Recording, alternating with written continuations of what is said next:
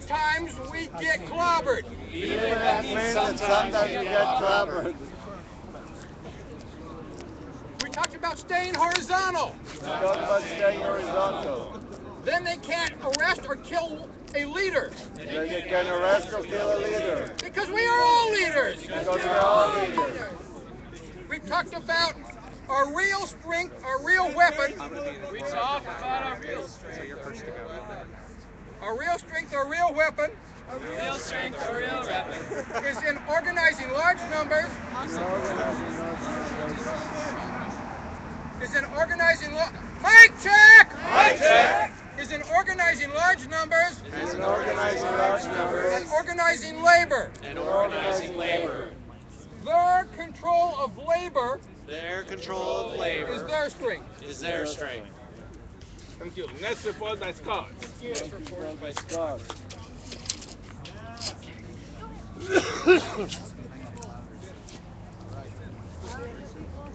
The first suggestion for dealing with martial law is to increase our numbers now. To foster greater and more widespread solidarity. And to raise awareness now.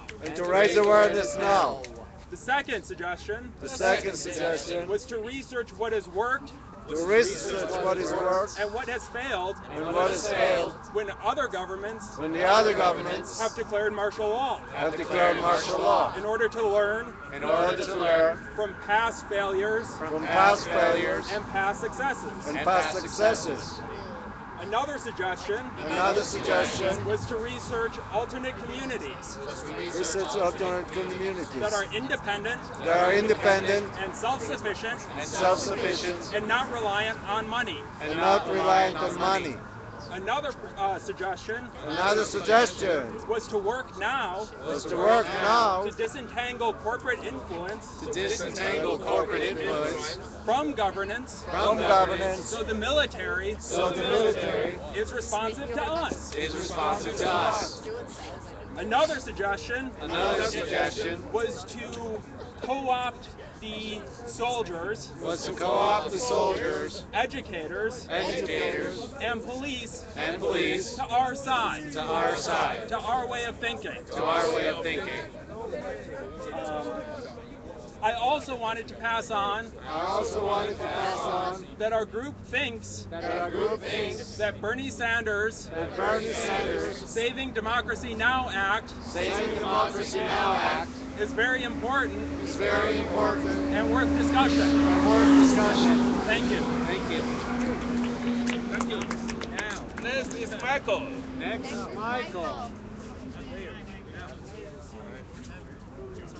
I'll keep this pretty brief. We had some good ideas. We had no ideas. So I'll just kind of run down our list. As I said a minute ago, part of our group didn't have any ideas. And that's not a bad thing. Because none of us have ever lived under martial law. One idea we had was that when they set a curfew, when they lifted the curfew, we still wouldn't go out and work. Stop all production. They wouldn't like that. So that's the key. Another thing we talked about was history. In this country, over the years, we have had martial law. A few examples are Memphis sanitation strike. And we also talked about Kent State. And also the aftermath of the assassination of Martin Luther King. That's it. Next is Spence. Hello. My name's Bert. I did not take notes. I'm not really well prepared to stand here. But I'll try. Our group did not agree on whether martial law was eminent or not. Some people felt it was around the corner. Some people felt it was around the corner. Some people felt that it was not. Some people felt that it was not.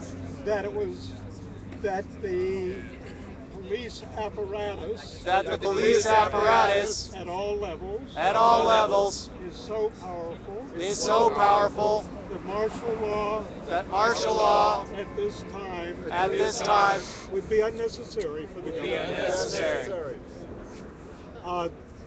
We have had martial law. 1965, 1992, other times. At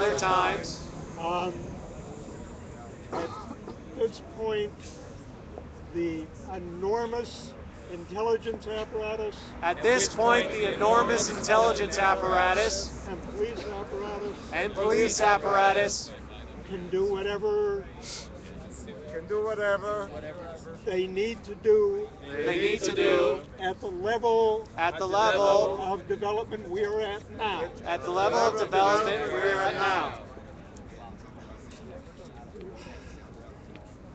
to stop there. Thank you. Thanks, Bert. Next, Bob, the last is Joshua. Hey, what's up? All right, our group. I don't want the mic. I think I'm a loudmouth. All right, our group discussed. It's very important to garner as much support, obviously, before it happens. But what we'd like to see is small little groups, keeping track of one another, kind of friends, right? And being a point person in each individual group to keep in contact with everybody, and so that everybody in their small little group can kind of take a head count, so to speak, make sure nobody's disappeared in the night, basically. Another thing that was brought up is when do we an armed response, so to speak? I know we're a nonviolent movement, and I am all about nonviolence. But somebody was talking, and even I, what happens when, push comes to shove, if something like that happens? And the basic answer that we've brought to the thought is that if it happens, it'll happen on an individual and autonomous level. And if it happens to spring up from there and it becomes widespread, then so be it. That is out of our control, obviously. But it's very important to prepare beforehand, like stock up on water, stock up on food. Don't tell anybody, because more than 7 days worth of food, you're kind of screwed. But that's basically what we were talking about. And it probably won't be nationwide. It'll probably be regional, certain sections, obviously probably LA. Yeah, that's about where we came to. That is basically the bulk of our discussion. And he wants to come down and talk about a little bit more. Oh, what's up? I have a question. Oh, what's the 7-day food thing? Oh, no, that's the National Defense Authorization Act of 2012. You are considered suspicious if you have more than 7 days worth of food in your house. You could be a terrorist. That's every single Mormon I know. Yeah, I know, right? Well, I tell everybody it's okay. I don't fall under that category. I don't even have a house to store 7 days worth of food in, so I'm okay. But I kind of talk shit, so I'm screwed. So whatever. Go for it. Okay, you guys, I believe that another thing that we in the group that we discussed, we've been having a lot of actions. No action like some organization that have been here for 40 years, 100 years. To make one action, it takes 1 year to mobilize the people that we've been mobilized. So we've been doing a lot of work in about 4 months that we've been acting over here. So it's very important that we congratulate ourselves, but at the same time, the way how we can make impact when this repression is coming, and we don't know if really it's going to come. If we have the outreach of the people over there, we won't be able to stop the thing. One way that we can do this thing is have outreach things, have a parties in the nighttime. That is the way how we can explain, because it all comes to the education, all comes to the people. The majority of people, 99%, understand the economic problem that have this outcome that we have now. We have 150 million people, Americans, that have been left alone without health care. 50 million people without health care. About 10 million people have been lost in the houses. It's a grant for us to go over there, but we have to have this outreach. When we have this meeting, we don't have much time to explain to people. So start to planning, at the same time that we have the action in the daytime, maybe in the weekends, we have a party, 90-night party, not sponsored by another group, but 90-night party, in which we socialize, drink a little bit, explain the issue that we have to, and We're a lot. more fun. Any other report from any other group? Bring the pain. Can I? Yes, please. From your group. Well, because he forgot. If the martial law happens, it's because the government is really afraid of us. If that could happen, because they really fear us. Otherwise, they would not do it. But it's very scared because your liberties are gone. They can shoot you. They can do anything they want to you. Living that. So I know what it is, and it's scary. So and if they do it, it's because they really fear us.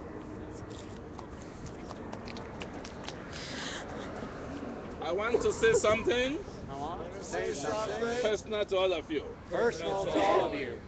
I have had the privilege I have had the privilege and the opportunity of relating with most of the people here of relating with most of the people here for more than 3 months now. for more than 3 months now. I am proud I am proud that I was part, that I was part and I am part and I am part of the 99% movement of the 99% that you created. that you created. More particularly because when the history in the history of the 21st century is written, of the 21st century is written, the chapters chapters related to the Occupy movement related to the Occupy will movement occupy a prominent place. will occupy a prominent place. We have one committee to confirm this evening demands and objectives, and that committee will be represented by Susan. She